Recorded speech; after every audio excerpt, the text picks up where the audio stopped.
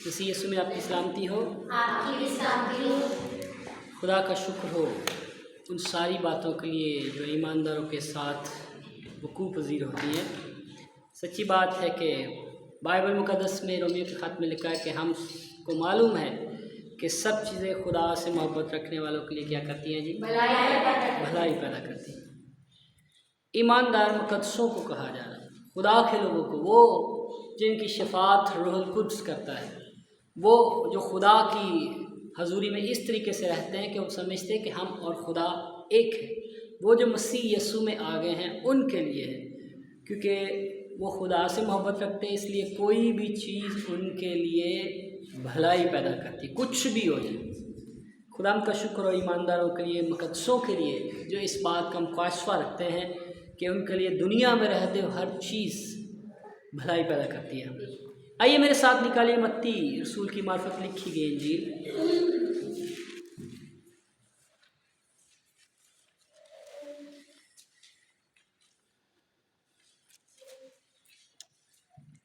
متی رسول کی معرفت لکھی گئی انجیل، اس کا 5واں باب ہے اور اس کی پہلی اور دوسری آیت۔ متی رسول کی معرفت لکھی گئی انجیل نیا نامہ میں سے صفحہ نمبر 7، 5واں باب ہے، اس کی پہلی اور دوسری آیت۔ کوئی بھی بلند آواز سے تلاوت کر سکتا ہے؟ وہ اس بھیڑ کو دیکھ کر پہاڑ پر چڑھ گیا، اور جب بیٹھ گیا تو اس کے شاگرد اس کے پاس آئے، اور وہ اپنی زبان کھول کر ان کو یوں تعلیم دینے لگا: مبارک ہیں وہ جو دل کے غریب ہیں، کیونکہ آسمان کی بادشاہی انہی کی ہے۔ آمین آمین۔ خدا کے کلام کا پڑھا سنا سمجھنا ہم سب کے لیے باعث برکت ہو۔ آمین۔ آپ یہ سوچ رہے ہوں گے کہ میں متی کی معرفت لکھی گئی انجیل 5ویں باب کی پہلی 2 آیات کیوں پڑھی ہے؟ لکھا ہے وہ اس بھیڑ کو دیکھ کر پہاڑ پر چڑھ گیا، اور جب بیٹھ گیا تو اس کے شاگرد اس کے پاس آئے، اور وہ اپنی زبان کھول کر ان کو یوں تعلیم دینے لگا، ٹیچ کرنے لگا۔ دا سرمن آف دا ماؤنٹ، اس کو پہاڑی واز کہا جاتا ہے، یعنی وہ واز، وہ ٹیچنگ، وہ سرمن، وہ میسج جو یسوع مسیح نے پہاڑ پر بیٹھ کیا۔ اس کا مطلب میں بچپن میں یہ سمجھتا تھا کہ پہاڑی واز کا مطلب ہے کہ کوئی اسپیشل اس کا کوئی ہے، لیکن پہاڑی آواز ہم اس کو اس لیے کہتے ہیں پہاڑی آواز کیونکہ یہ ساری ٹیچنگ جو ہے 5ویں باب سے لے کر 7ویں باب کی آخر تک، یعنی 8ویں باب سے شروع ہونے تک، یہ جتنی بھی ورسز، جتنی بھی ٹیچنگ ہے یسوع مسیح نے پہاڑ پر بیٹھ کر دی۔ وجہ یہ تھی کہ بہت ساری بھیڑ تھی وہاں پہ، بہت سارے لوگ تھے، اور آج کی جدید ٹیکنالوجی کی طرح نہ تو شاید ساؤنڈ سسٹم تھا، نہ اس ٹائپ کی کوئی چیزیں تھیں، تو یہی زبردست بات تھی اس وقت کہ اونچائی پر بیٹھا جائے اور لوگوں کو تعلیم دی جائے۔ لیکن مزے کی بات یہ ہے کہ یہاں لکھا ہے جب وہ بیٹھ گیا تو اس کے شاگرد اس کے پاس آئے۔ کون آئے اس کے پاس؟ شاگرد۔ وہ تو بھیڑ کو دیکھ کر پہاڑ پر چڑھ گیا تھا، بھیڑ جو اس کے پیچھے پیچھے چلی آتی تھی، اس کے ساتھ اس کو دیکھ کر وہ کہاں چڑھ گیا؟ پہاڑ پر۔ اور جب پہاڑ پر چڑھ کر وہ بیٹھ گیا تو آئے کون ہے اس کے پاس؟ شاگرد آئے ہیں، بھیڑ نہیں آئی ہے اس کے پاس، بھیڑ نہیں آئی ہے اس کے پاس، شاگرد اس کے پاس آئے، اور شاگردوں کو، اپنے ان لوگوں کو، ان رسولوں کو، اور آج میں یہ کہتا ہوں کہ مقدس ایمانداروں کو جو اس کی سنتے ہیں۔ بائبل مقدس میں لکھا ہے کہ مبارک ہو تم جو خدا کا کلام سنتے اور اس پر عمل کرتے ہو۔ مبارک ہے وہ آنکھیں جو یہ دیکھتی ہیں۔ بہتوں نے یہ کہتا کمر باندھی، تصور کیا کہ ان باتوں کو سوچیں دیکھیں پر وہ ایسا نہ کر سکے، سو مبارک ہے۔ سو آج کا ایک ایماندار، خدا کا بندہ، خدا کا بیٹی بیٹا جتنا بھی، وہ مبارک ہیں کیونکہ وہ خدا کے کلام کو سنتے ہیں۔ ہاللیلویا۔ سو وہ مبارک لوگ ہیں۔ تو یہاں شاگرد یسوع کے پاس آئے، اور آج روح القدس ہمیں یسوع کے پاس لاتا ہے، آج روح القدس ہمیں یہ سمجھ بخشتا ہے کہ ہم اس بات کو سیکھیں۔ جو پہاڑی واز ہے، جو یہ تعلیم ہے جو پہاڑ پر دی گئی، یہ واچ مین نی اپنی بک میں لکھتا ہے کہ یہ معیاری مسیحی زندگی ہے۔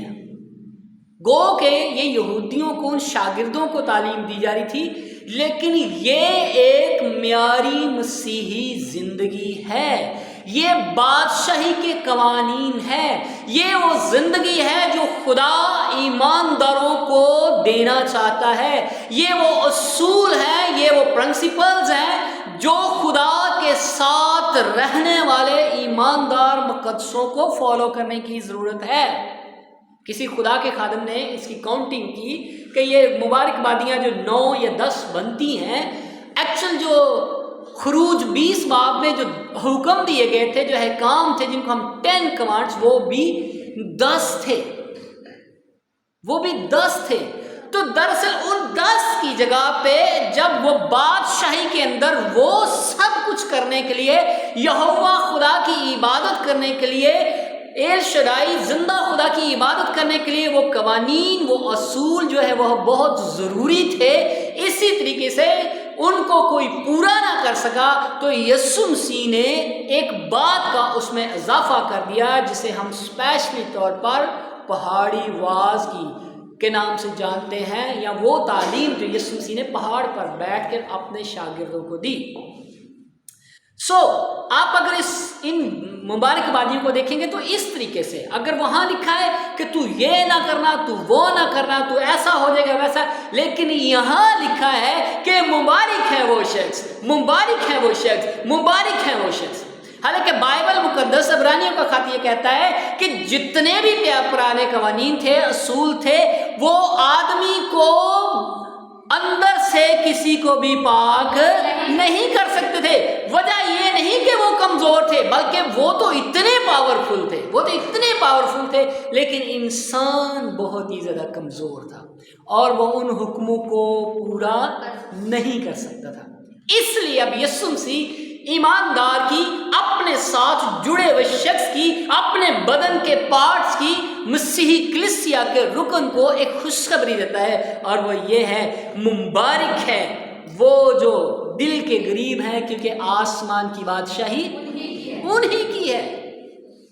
اگر ہم اس پوری ٹیچنگ پر غور کریں تو ایک مسیحی ایماندار کو اس دنیا میں رہتے ہوئے کن چیزوں سے واسطہ پڑ سکتا ہے، اور وہ کس طریقے سے یسوع جیسا مزاج اختیار کر سکتا ہے، اس کو بھرپور طریقے سے یہاں پیش کیا گیا ایک ایماندار کو۔ اور اسی باب میں اگر آپ یہاں پہ 5ویں باب کے آگے 17ویں آیت میں جائیں تو وہاں لکھا ہے کہ میں تورات یا نبیوں کے صحیفوں کو منسوخ کرنے نہیں آیا، بلکہ ان کے اوپر کیا کرنے آیا ہوں؟ اسٹیمپ کرنے آیا ہوں، پورا کرنے آیا ہوں، فلفل کرنے آیا ہوں، اور ان کی وضاحت کرنے آیا ہوں، ان کی تجدید کرنے آیا ہوں ان کی۔ ضروری ہے کہ ہم مسیح کو جانیں، ہم مسیح کو جانیں، اور جو کوئی مسیح میں ہے وہ نیا مخلوق ہے، کوئی بھی پرانی چیز اس کے اندر نہیں رہی۔ بائبل مقدس میں یہاں جو پہاڑی واز، اس میں ایک ایماندار کے لیے کیا ہے؟ میں اکثر کا سوچتا ہوں کہ ہم دعا ایسے کرتے ہیں، میں بچپن میں، مطلب جب سے مسیح میں آیا، بچپن میں بھی دعا کرتے ہیں، لیکن جب سے مسیح میں آیا تو دعا کرنے کا ایک کریز تھا، 8 گھنٹے دعا کرنا، کبھی کبھی 4 5 گھنٹے مسلسل دعا کرنا، کبھی کبھی صبح 6 بجے سے لے کے شام 6 بجے تک، 12 بجے تک 12 گھنٹے جو اپنے آپ کو کمرے میں بند کر کے دعا کرنا، صرف ایک کریز تھا کہ میں خدا کے ساتھ، میں خدا کے ساتھ، میں خدا، اور یہی دعا کرتا۔ کئی سالوں تک یہ دعا کی گئی کہ خدا تو مجھے مل جائے، خدا میں تیرے ساتھ ہوں، خدا مجھے تیرے کلام کی سمجھ آ جائے، خدا میں تیرا بندہ بن جاؤں۔ خدا، کیا ہم ساری عمر اس لیے دعا کریں گے کہ ہم یہ دعا کرتے رہیں کہ خدا میں راست باز ہو جاؤں، خدا میں نیک بن جاؤں؟ خدا، کیا دعا ہماری کسی کام نہیں آئی؟ اتنے سالوں سے ہم نیک نہیں بنے، ہم راست باز نہیں بنے، کیا ہمیں کلام کی سمجھ نہیں آئی؟ تو اس کا کیا مطلب ہے کہ ہمیں آج تک اس بات کا ہی نہیں پتا کہ دعا ہوتی کیا ہے، دعا کیا ہے؟ خدا سے باتیں کرنا تھا۔ تو کیا جب ہم خدا سے بات کرتے ہیں کہ خدا میں ایسا بننا چاہتا ہوں، میں ایسا، تو خدا یہ کہے گا نہیں جب تو یہاں سے مر جائے گا اس دنیا میں تب تو ایسا بنے گا؟ کیا ایسا ہے؟ تو اس کا مطلب ہے کہ جب یہاں لکھا ہے اس इसी पहाड़ी आवाज के अंदर लिखा है कि जब तुम दुआ करो तो उसका तरीका कार, उसका मेथड क्या है। एक ईमानदार मुकद्दस जो है वो रियाकारों की तरह नहीं कर सकता, वो दिखावे के लिए नहीं कर सकता, वो दुनियादारी के लिए नहीं कर सकता। मतलब ये है कि वो दुआ करते करते करते करते ये नहीं सोचता कि बस अभी बचूंगा भी नहीं, उसको इस बात का यकीन हो जाना चाहिए कि जो बात मैंने कही थी, यीशु मसीह कह रहा था कि जो कुछ तुम ईमान से दुआ में मांगते हो समझो कि तुम्हारे लिए हो गया। मैं बचपन में ये सोचता था, जब मैं संडे स्कूल में था तो मैं ईमानदार अब्राहम की स्टोरी सुनी मैंने, यूसुफ की स्टोरी सुनी मैंने, डैनियल की स्टोरी सुनी। मतलब संडे स्कूल में ये सब बड़े अच्छे तरीके से हमें सिखाया गया। तो उस वक्त मैं सोचता खुदा मुझे भी ईमानदार अब्राहम की तरह बनना, खुदा मुझे भी आइजक की तरह बनना, खुदा मुझे भी डैनियल की तरह बनना, खुदा मुझे भी एलिया की तरह बनना है। तो ये मेरा बचपना था।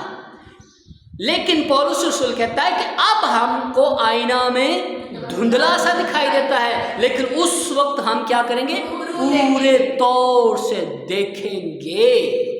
एक ईमानदार का ये वक्त धुंधला होने का एक वक्त है, लेकिन उसे समझ आने का एक वक्त है।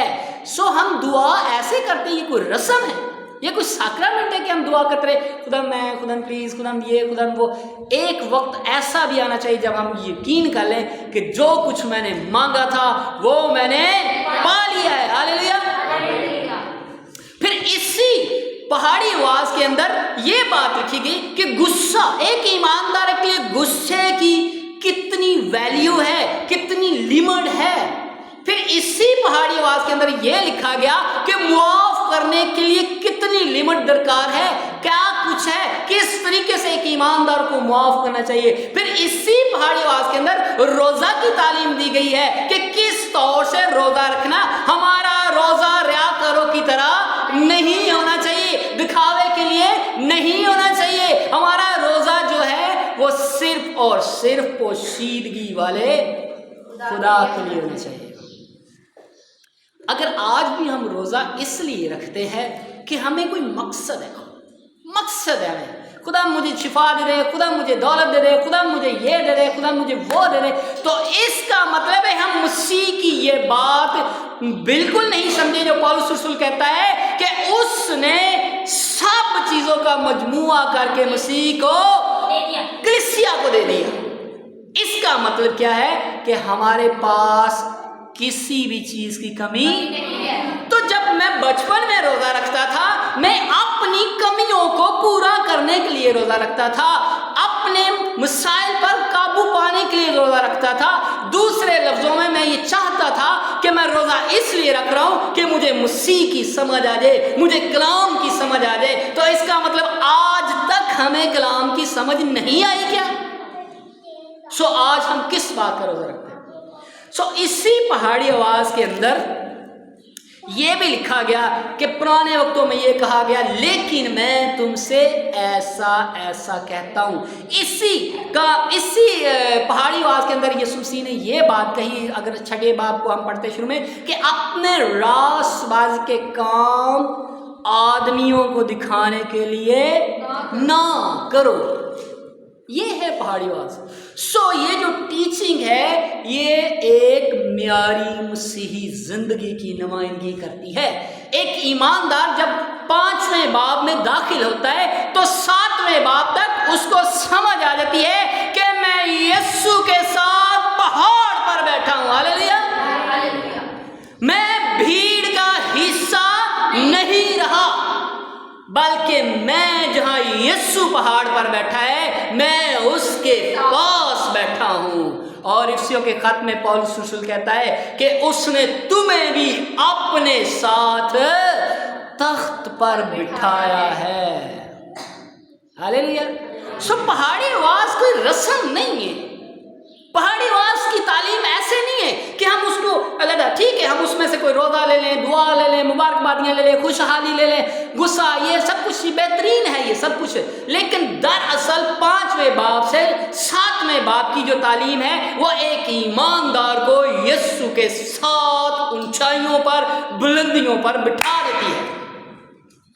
और अगर ये पहाड़ी आवाज ये असरअंदाज नहीं है, اگر یہ اتنا اثر نہیں رکھتا کہ پھر بھی ہم ساری عمر صرف رسمیں اور ساکرامنٹ پورے کرنے کے شکروں میں رہتے ہیں کہ میں دعا اس لیے کرتا ہوں، نہیں یہ مجھ پر واجب ہے، میں دعا اس لیے کرتا ہوں۔ کیا آپ کو پتہ ہے یسوع سے لکھا ساری رات دعا کرتا تھا؟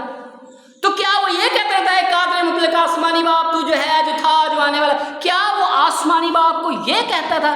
بلکہ لکھا ہے میں باپ میں ہوں اور باپ مجھ میں ہے، اور جو کچھ وہ کرتا ہے وہ مجھے دکھاتا ہے، کیونکہ جو وہ کرتا ہے وہی میں کرتا ہوں۔ ہاللیلویا۔